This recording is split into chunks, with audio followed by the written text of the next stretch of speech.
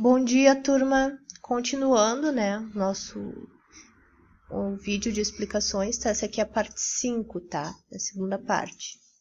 Ó, outra situação onde a diversidade certamente está presente é na cultura. A cultura de um povo é formada por vários elementos, como crenças, ideias, mitos, valores, danças, festas populares, alimentação, modo de se vestir, entre outros fatores. É uma característica muito importante de uma comunidade, pois a cultura é transmitida de geração em geração e demonstra aspectos locais de uma população. Nosso estado possui também uma cultura e costumes próprios e que diferem da cultura de outras regiões do nosso país.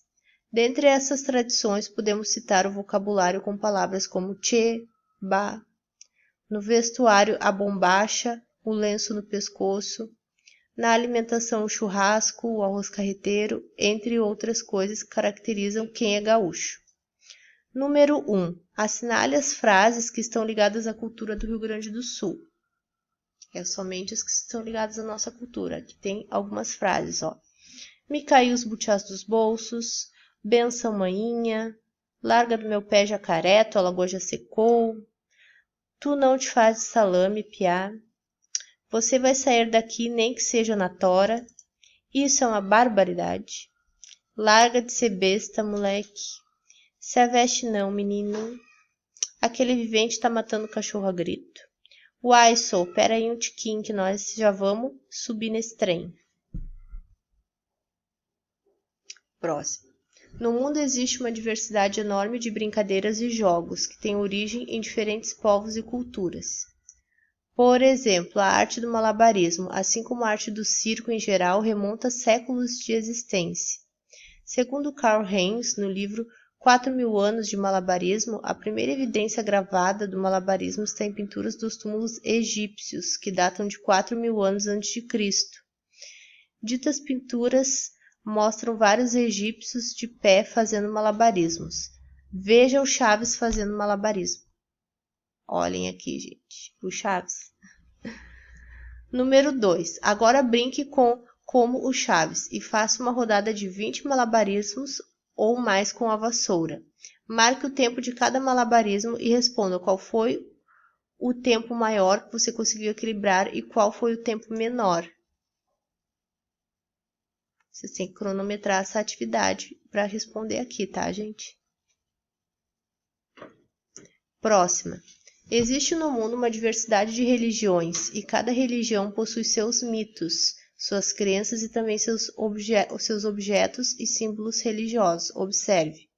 A cruz é do cristianismo, essa estrelinha de 6 pontas é do judaísmo, essa lua com essa estrela é o islamismo, esse símbolo é do sikhismo, esse símbolo do hinduísmo, este símbolo, aqui a estrela de 5 pontas com círculo que é do paganismo, esse símbolo que é do shintoísmo, esse símbolo que é do budismo, este símbolo aqui que é uma mãozinha do jainismo, esse símbolo aqui que é do Bahá'í. Tem muito mais além desses que eu coloquei aqui, tá? Aqui são alguns exemplos mais conhecidos. Número 3. Desenhe abaixo nessa próxima folha, né? O símbolo de sua religião. Caso você não tenha religião, desenhe o símbolo da religião de algum familiar seu. Que tem espaço para vocês desenhar o símbolo, tá? Número 4. Observe a imagem abaixo, que é esta aqui, e marque V para verdadeiro e F para falso nas afirmações ao lado da imagem. Vocês vão dizer se é verdadeiro ou falso de acordo com essa imagem que está aqui, ó. Empatia, colocar-se no lugar do outro. As tartarugas têm comportamento indiferente em relação ao jacaré. O jacaré não demonstra gratidão. Não ajudar o próximo é gratidão. As tartarugas são gentis com o jacaré.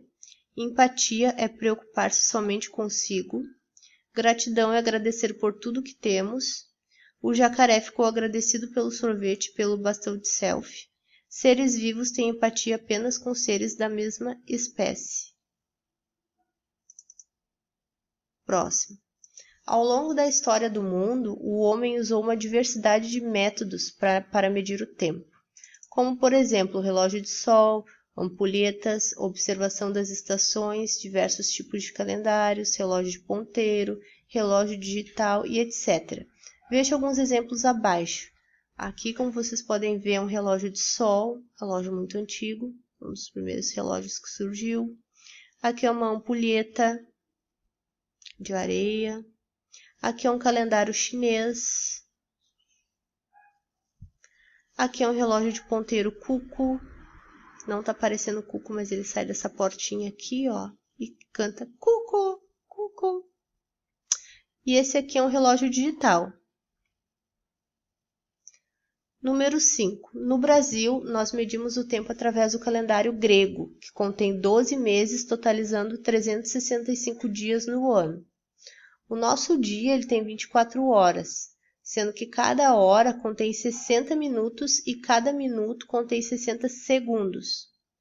Com base nessas informações, calcule e responda. Letra A. Papaléguas correu a maratona da Pampulha em 2018. Ele fez o percurso em 1 hora e 47 minutos. Qual foi o tempo em minutos gasto por Papaléguas para completar essa maratona? Vocês têm que responder em minutos, tá? E aí eu quero que vocês pensem, né, para resolver, e quero que apareça o cálculo aqui, tá? Como é que vocês fizeram?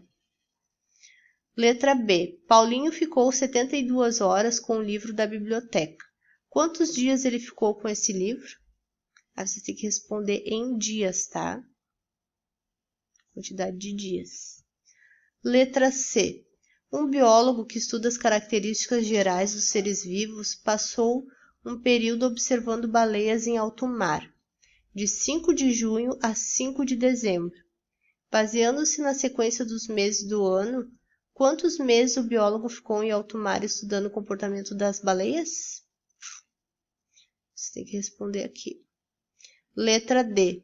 Uma viagem ao redor do mundo foi feita em 2 anos e 26 dias. Quantos dias durou essa viagem? Resposta em dias, tá? Próxima. Também no mundo das artes existe uma enorme diversidade de movimentos artísticos que se refletiram ao longo dos anos, em uma grande variedade de produções técnicas e expressões.